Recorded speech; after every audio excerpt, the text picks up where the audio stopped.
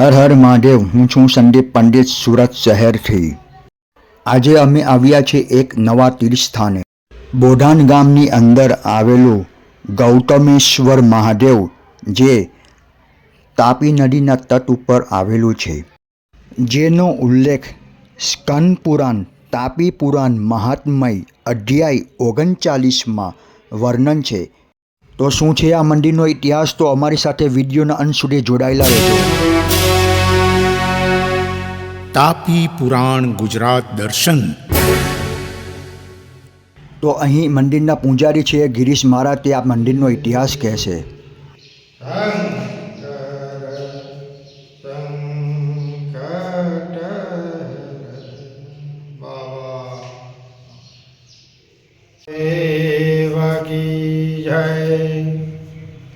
આ બૌધાન ગામ છે, સુરત જિલ્લાનું બૌધાન ગામ અને માંડવી તાલુકાનું બૌધાન ગામ। આ બહુ પૌરાણિક સ્થાન છે અને આ બહુ પૌરાણિક મંદિર છે। ગૌતમ ઋષિએ જ્યારે ગૌ હત્યાનું પાપ લાગ્યું હતું ત્યારે ગૌતમ ઋષિએ 3 સ્થાન ઉપર તપસ્યા કરેલી। એક ત્રંબકેશ્વર, એક સાદા પ્રકાશા, બરાબર, અને એક ગૌતમેશ્વર અહીંયા બૌધાન। જે સમયે બહુ દુકાળ હતો તે સમયે ઋષિમુનિઓને જમાડવા માટે એમના માટે તો તે સમયે ગૌતમ ઋષિ સવારના અનાજ બોવતા હતા જમીનમાં, અને સાંજે એ અનાજને કાપી અને દરેક ઋષિમુનિઓને જમાડતા હતા। પણ તે સમયે થવાના યોગ એમને દોષ લાગવામાં આવ્યો, એટલે એમણે તપસ્યા કરી। તો અહીંયા બૌધાન ગામની અંદર આ ગામનું નામ બહુધાન્ય છે, પણ સમય જતાં આ ગામનું નામ બૌધાન થઈ ગયું। પણ આ સ્થાનની અંદર ગૌતમ ઋષિએ તપ કરેલું, અને આ મંદિરનો જીર્ણોદ્ધાર માંડવીના વજીર એમણે આ મંદિરનો જીર્ણોદ્ધાર કરેલો।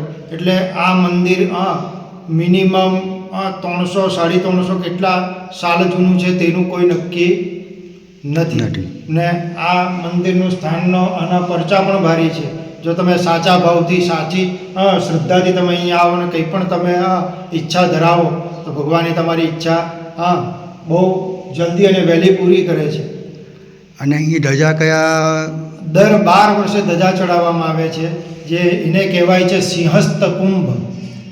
આ વખતે 2027માં નાસિક ત્રંબકેશ્વરમાં સિંહસ્થ કુંભ આવશે। એટલે સિંહ રાશિની અંદર જ્યારે ગુરુનો પ્રવેશ થાય ત્યારે એને સિંહસ્થ કહેવામાં આવે છે।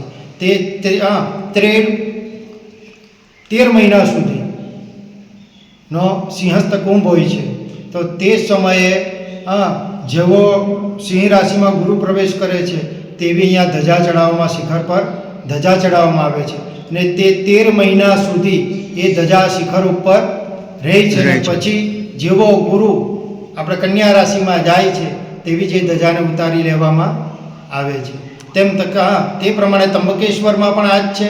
ત્યાં પણ 12 વર્ષે ધજા ચડાઈને શિખર ઉપર 13 મહિના પૂરતી જ ધજા રહે છે, પછી રહેતી નથી। એટલું પૌરાણિક સ્થાન છે આ। અચ્છા, અસ્તુ।